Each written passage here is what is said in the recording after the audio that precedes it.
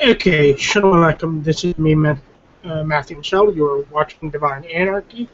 I know I am 25 minutes late, so what I will do is try to keep this running just a little bit for at least 30 minutes. The reason why I'm late, my computer had to get a restart, and I need to reinstall the um, the plugin for this Google Hangout. So what I'm going to be covering, I will be covering as my title notes uh, a series of questions, there's 3 questions, by a resource-based economy advocate. Basically, these are people who follow Peter Joseph or the Venus Project.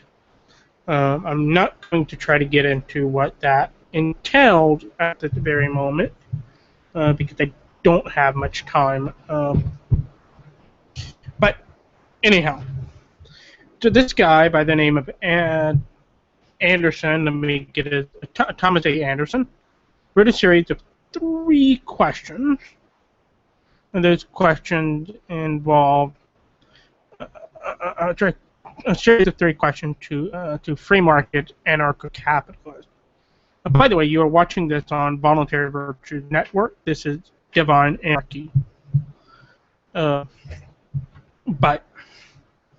So I'm going to dive right into it. The following questions are addressed to any and all advocates of free market anarcho-capitalism. Of course, this is a redundancy. All anarcho-capitalists are for the free market. The only reason why I think he would have put those 2 terms together is to distinguish AnCaps from left market anarchists who also favor a free market. But I could be wrong. But anyhow, furthermore, after this, he just abbreviated FMAC. So question number 1. Many FMAC, free market anarcho-capitalists, advocates don't recognize the existence of the social mechanism termed as structural violence, a phrase frequently used by Peter Joseph. And here he linked to a YouTube video, a short clip, in which Peter Joseph asked Stefan Molyneux whether or not Stefan had seen or has ever heard the phrase structural violence. And then he linked to a phrase by Michael Shanklin. He linked to a comment to Michael Shanklin, where Michael practically dismisses structural violence, or the phrase itself. And to be quite frankly, it's absurd. But in fact, the phrase structural violence generally tends to have little to no meaning whatsoever, or should I say, it's not really defined much. In fact, you can define it if you know how to do it. And if you're talking out of your house, just define it as a whole bunch of herd of cats, and black cats. But anyhow, he then goes on to say, in order after doing this, he says, however, FMAC advocates frequently describe the state as a violent structure, to note the similarity to terms structural violence and violent structure. In fact, he boldened the term.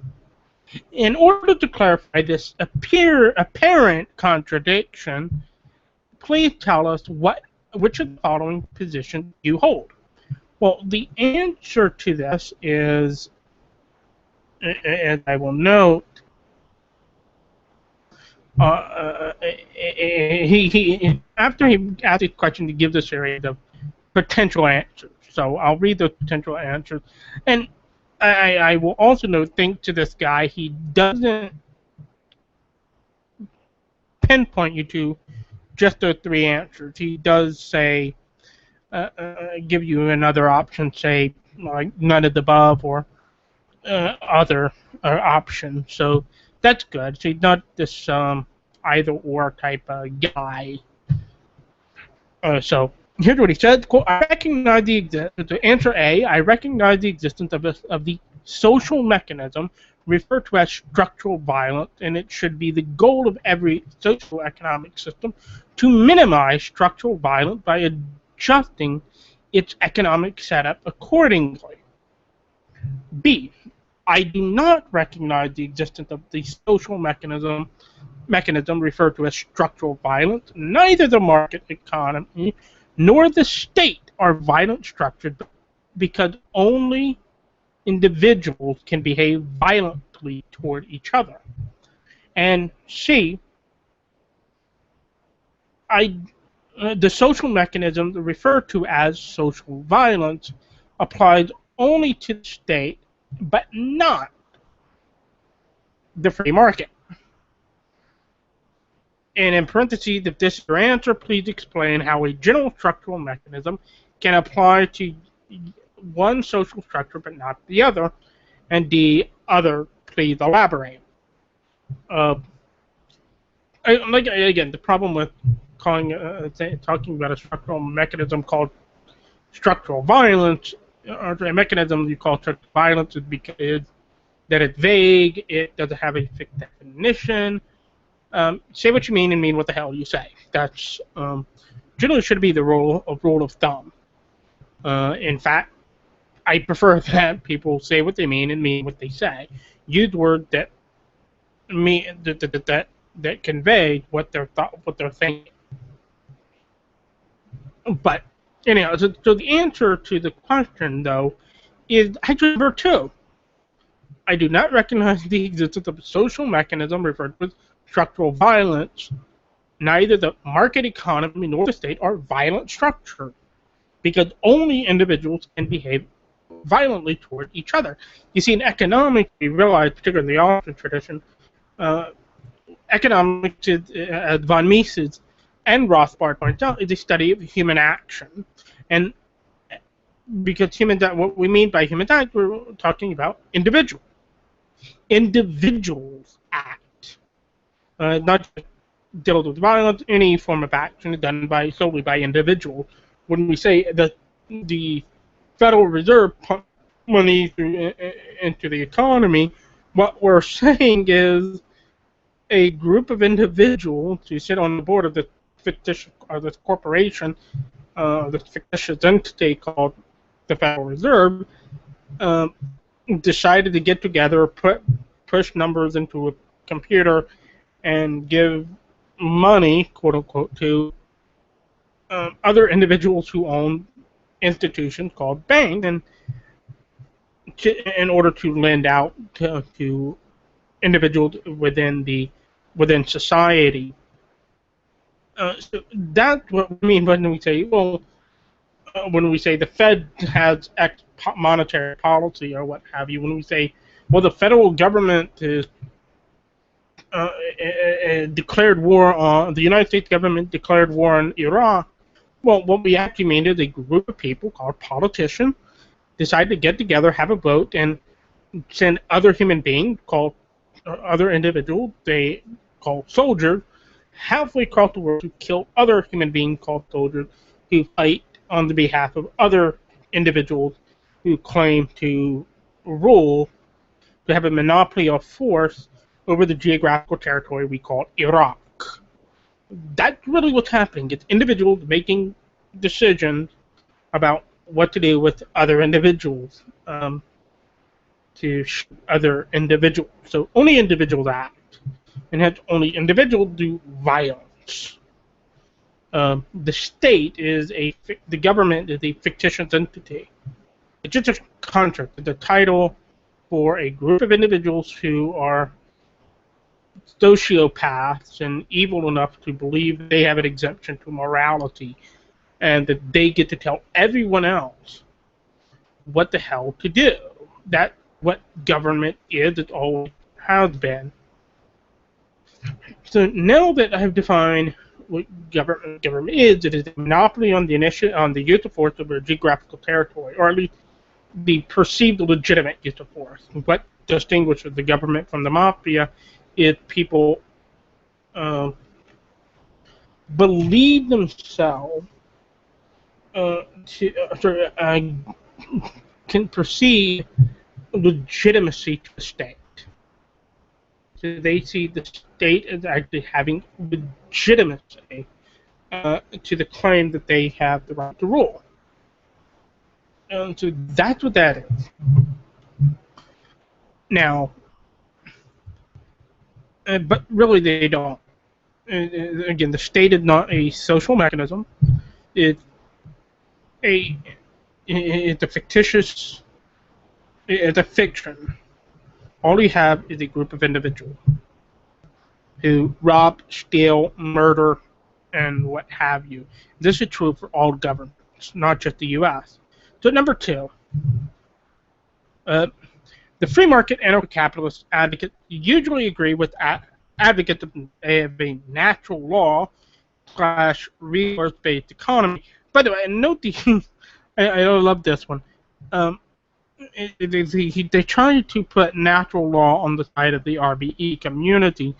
There's the false dichotomy being that many of us libertarians are also advocates of natural law. In fact, natural law tradition goes back to Aristotle and Plato, and goes through Thomas Aquinas and then later to I give first to Augustine and Aquinas, then later to St. Thomas More, and then, of course, to Thomas Paine, Locke, and Jefferson, and then down the line to libertarians hold to the same view, which the natural law. So in fact, in the Ethics of Liberty, Murray Rothbard actually explicitly defends the natural law position. And he's the guy who coined the term Anarcho-Capitalist, or Anarcho-Capitalism.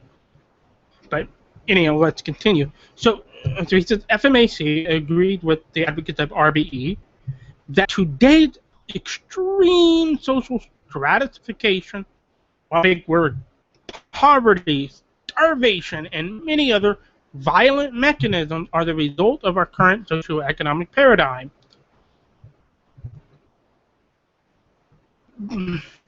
FMAC advocates generally see the abolition of the state and the resulting emergence of the free market economy as their primary goal. Before we move on, I just want to note, poverty is not a violent mechanism. It's just existing below a certain economic strata, or existing in an economic condition in which you can barely, if not at all, get by or you can barely live and sustain yourself or your family on a day-by-day basis. That poverty is. It's the condition, at least properly defined. In the United States, the level of poverty is where you have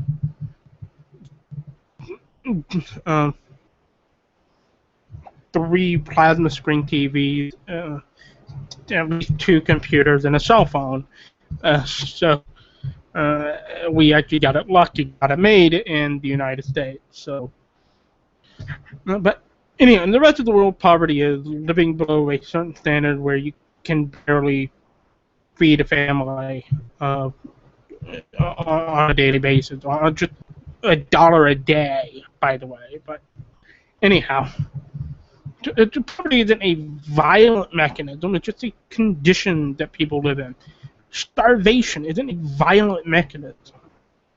It's just a condition in which people go without food for a really long time, and they become malnourished.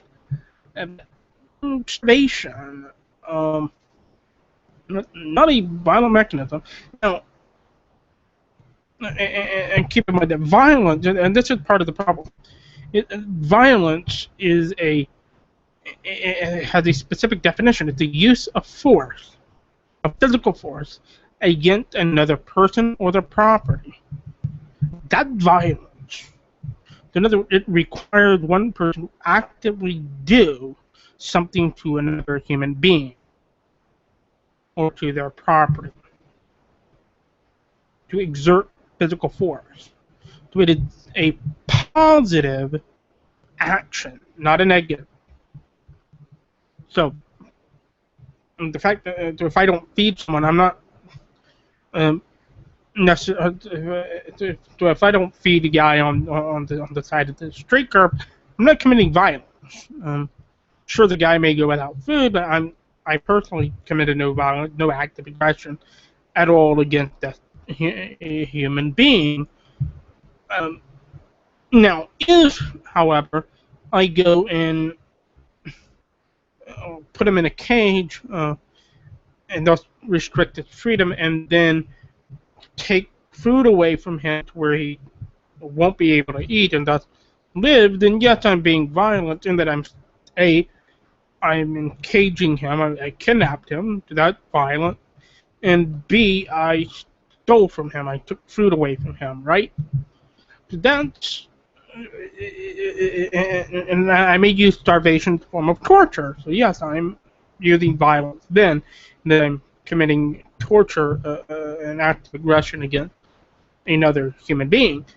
But starvation in and of itself isn't a violent mechanism.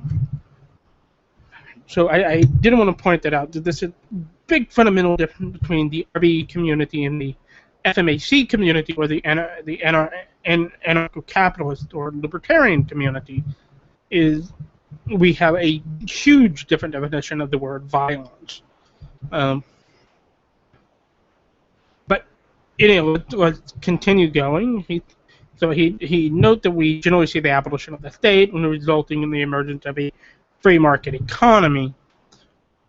Then he goes on, in the event of the abolition of the state and the resulting emergence of the free market economy, what would be the initial distribution of property in this new socio-economic system?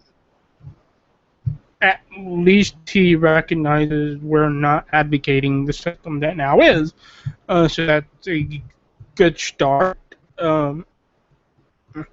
That he at least not deluded into the position that we currently live in a free market society. But anyhow, let's continue. So he asked what would the initial distribution of property be, and he gives with the group of answers. A, everyone get equal initial property and capital. I'm not sure how the hell that's even going to work, but B, no one gets any initial property or capital, meaning all capital and property resources are unowned. And starting at a certain time, who get to determine what that certain time is, I have no idea. Being we're in a stateless society, everyone get to grab as much property as they can, non-violently, Wild West land rush style.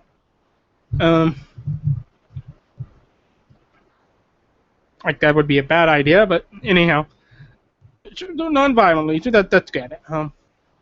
Or C, everyone keep the exact amount of property and capital that they have in the current system, even though the highly inequitable distribution was created by the current violent system. Again, there is no violent system, it's just a society which accepts violence as the solution to the problem, and mainly the violence that actors, individuals that act under the label of the state, or as agents of the state commit. And D, others, please elaborate. So I'm glad he again left the D left open. So I will elaborate what this initial property distribution will be. Murray Rothbard actually does deal with a somewhat of a chance in order to under certain conditions, let's say a agency is receiving from a company, receiving much of its funding from the public, from the government. In fact, let's say it was granted a monopoly by the government, and under such a case, that workers within that company could overtake it, even by force, and claim it as property. This possibly could be the case for, let's say, the post office, or even institutions that the state itself claimed to have the ownership of. So I can't remember which book he does this in, but Gary Chartier of Center for State and Society I think, he may actually include some of this within his book, Market Not Capitalism, but don't quote me there, but he has some of that information. I think he talked about it periodically. But as Gary Chartier notes, and as Rothbard notes, and what have you, and as I will note here, is that much of the corporation that exist, the reason why they exist in such with a large amount of wealth that they do, particularly the major one, is largely because of the funding that they get, of the subsidy that they receive from the state, and from the regulations that they get passed because they're politically well connected to certain politicians. So these regulations, the past, will favor them and hurt their competitors. For example, big banks they get regulation that seems to stamp down on the banking industry, but it really protects the big banks. And it hurts the small banks because small banks do not have a lot of money to hire good-ass lawyers to search the new regulations and find loopholes. Nor do they have the money to necessarily have a lot of money in order to make a profit while paying a shitload of cash for compliance fees and what have you. So it adds overhead costs. So this hurt the little guy more than the big guy who has a lot of money to do overhead costs and hire a lot of lawyers to scam through the law to find loopholes and what have you.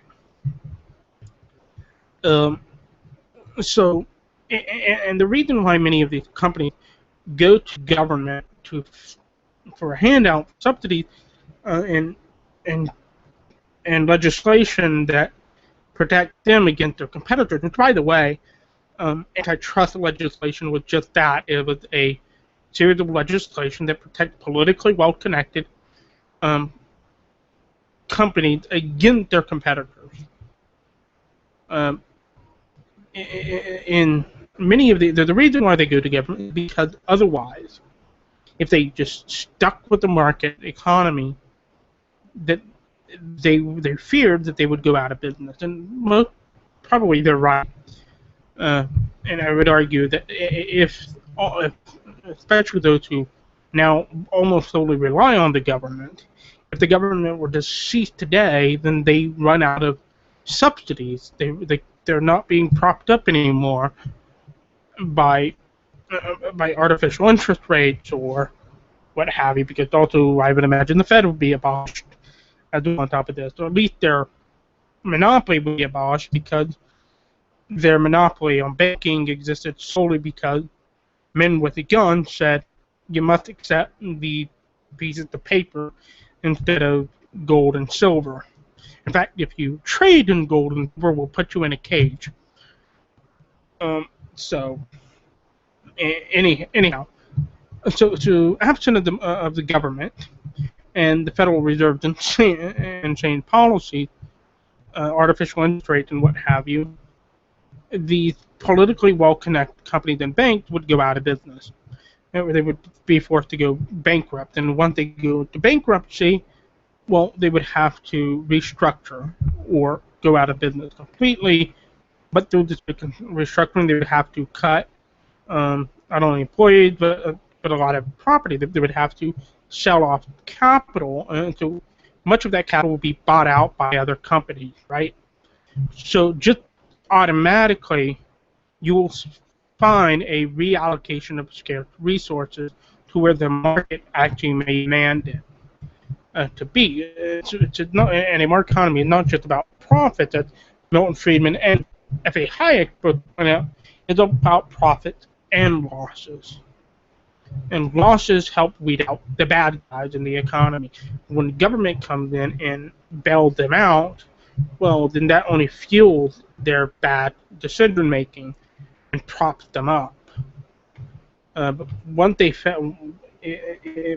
government protection is out, they are no longer protected by violence, then all cards are on the deck. The people can see what they have and see that this isn't sustainable, and math is going to hit them in the wall and force them to close their doors. And thus force the allocated resources to be reallocated, and capital to be redistributed. Gibber-Chartier also make this fine.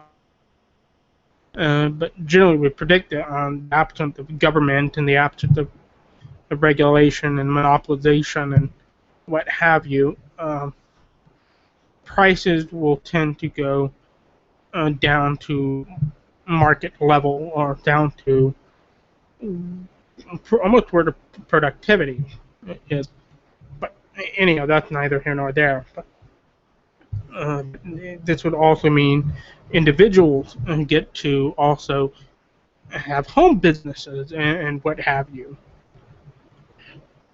So that's first off. So automatically you have a redistribution of wealth. Second of all, many companies now that exist today have their businesses, their own property is literally stolen from other individuals, where the government has used eminent domain to take property, real estate from individuals by force, and give it to special politically connected special interests, so politically connected organizations and companies. So if eminent domain only demands that the government pay the money, pay the guy the fair market value, and by fair market value, the state means whatever the hell the state court says the fair market value of the property is. So you really don't get to exchange and make a deal as to what it is. The government itself tells you what the fair market value is. So for all you know, you can cheat it. And you literally could have lost a lot of money just off of that trade. But number two, you get no say-so in whether or not you sell that property. You have to sell it to the government. So it is, especially, you have no choice. So it's not a free exchange at all. It's theft. The only difference is the government is the only crook that pays you after it steals from you. So this is theft out of hand. So my argument is that those individuals who have property, or whose daddy or grandparents or great grandparents, whatever, has had property stolen from them by the government, and then that property is given by the state to politically connected companies, that those people, if they can prove that the land was there, they could go and reclaim their property. In fact, in a free market society, we'd have arbitration courts and what have you. All they have to do is go to these courts, sue the company, and say, look, this is my property, here's the title, the history of title, yada yada yada. This is a win, and it ain't that hard to document the transaction when this eminent domain happened, or land grab took place.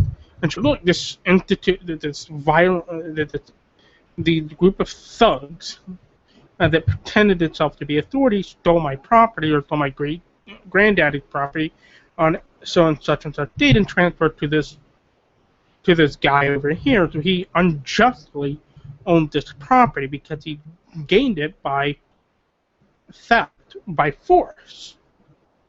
So he has to give it. So through this mechanism, I would argue that land would transfer back to the proper owner. So you asked what would the initial distribution of property or resources be. This would be the redistribution of resources, or the reallocation, both naturally occurring due to companies that otherwise, with the absent of the government, would have gone decades ago.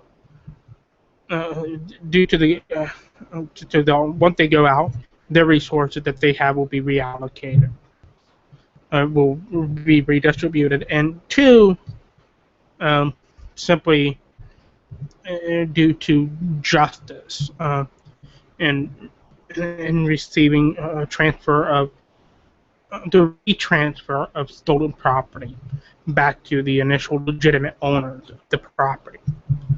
Hopefully that answers that question. Now the next question, the final question, question number 3, is, and after this I'll end it, the FMAC advocates usually base their views and beliefs on praxeology. Praxeology, by definition, is a deductive method to arrive at theories, specifically economic theories, which does not take into account information arrived by the use of the scientific method. If empirical and measurable evidence clearly showed that views or beliefs held by the FMAC advocates are correct, what would their reaction be? You would think the previous statement would have answered the question, but anyone let's go to the answers. A, they would update and change their views and beliefs accordingly to match the feedback from the natural world provided through the scientific method. And B, they would ignore the contradiction between their own belief and the feedback from the natural world, quote unquote, and continue to believe in the result of praxeology. And C, other, please elaborate. Okay. So, first off, not all FMAC advocates base their views on praxeology. Usually, that would indicate that other people don't, such as David Friedman. Dr. David Friedman is a Chicago School economist, and he's a free market anarcho-capitalist, and he disagrees vehemently with doctrines who use the deductive method found within Human Action by Ludwig von Mises and Man, Economy, and State by Murray Rothbard. Okay, so people like him would say generally would go with A, that they would update and change their views and beliefs accordingly. But 2, the second thing I would point out is, well, praxeology, particularly in economics, is the study of action. The study of action is economics is a scientific discipline, but it's not a hard science. It's not one which is, it's more like sociology, logic, and math. You don't testify, you can't falsify mathematical formulas. I mean, or the Pythagorean theorem, for example. You don't go and test to see if the Pythagorean theorem is correct. You don't go to look out in the real world to see if a right triangle indeed does have a 90-degree angle. Rather, what you do, you learn the Pythagorean theorem, you learn, oh, a right triangle does indeed have a 90-degree angle, and when you go and see a triangle that doesn't have a 90-degree angle, you say, well, that's not a triangle, or sorry, that's not a right triangle. It's something else. If it's above 90 degrees, it's an obtuse triangle. If below, it's an acute triangle. You don't rebrand and call it a right triangle. It's a that just not a right triangle. Period. So, in the same sense, in economics, we say the economics is derived from first principles, from the knowledge that humans act, and deduce from there all the implications of that first axiom from the action that humans act. So this is how you derive economic theories and laws and theories. The way you disprove an economic law or theory is by showing that the logic was incorrect, and that led to that theory, or to that economic theory. So that's first off. Number two, the reason why we oppose scientific method or empiricism in the current system, not just in economics, is simply because empiricism implies testability. It assumes that nature itself is consistent, that what you're testing, what you're looking at, is consistent, and that you can repeat the experiment that you do. The economy is you can't do that. The economy is a series of human action as they exchange, and it's ever changing, and there's nothing constant whatsoever about the economy, and you can't repeat it. Sorry, you cannot repeat the Great Depression. So there's no way on God's green earth to test the theory that Austrians have with regard to the Great Depression, or the theory that the Chicago School had with regard to the Great Depression. Just can't do it. There's no way of falsifying telling to do experiment which one of us is right and which one is wrong. There is no way of falsifying the Austrian theory of the business cycle versus Keynes' wild-ass speculative theory with regard to animal spirits that causes boom and bust. They're both empirically tested because experiments, you're dealing with different people. Even if you do experiments, you're always dealing with different types of people, and people act and behave differently. That's one. Oftentimes, they behave in their own self-interest. But number two is there's no guarantee that there's never at all a repeat of the exact same circumstances, of the exact same economy, in the exact same time period. We're not at a world war today. You can't repeat the Great Depression. You can't test it. So this is why empiricism, and we reject empiricism out of hand, because empiricism demands repeatability in testing. It demands that not only do I test, that I make form a hypothesis and I observe, I test, and then I reevaluate my hypothesis, change it accordingly, and test it again, and then after that, record my observation. And by the way, in order to test it, hopefully to see if you come out with the same result the second time, there has to be consistency. You have to have an expectation that it should come out a second time. But then furthermore, after you record your observation, that you publish it out in the community, and the other people, other experts, scientists, for example, get to test your hypothesis themselves, get to perform the exact same experiment, and hopefully they'll get the exact same results. That's what empiricism demands. So with that being said, folks, Shalom Aleichem, peace unto you. I am done for the day. I went over time. Sorry that I was late. So that's the answer to its question. The answer is we reject empiricism. we reject the scientific method. If something in the quote real when applied to economics, when something in the real world contradicts our theories, or seemingly contradicts our theory to you, our answer is you interpreted data incorrectly. That this doesn't like that's not a bubble or something of that nature. Like, sorry, you're wrong. You're interpreting the data incorrectly. You need to go back and read the data.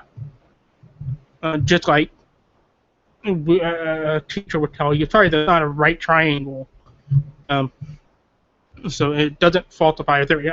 By very definition, the real world will never contradict an economic law or theory. And in fact, it can't contradict it. So, with that being said, Shalom Aleichem, peace unto you, and see you next time. Next week, I'll be interviewing Tom Jefferson about the Bundy Ranch. You don't want to miss that at all. May God bless.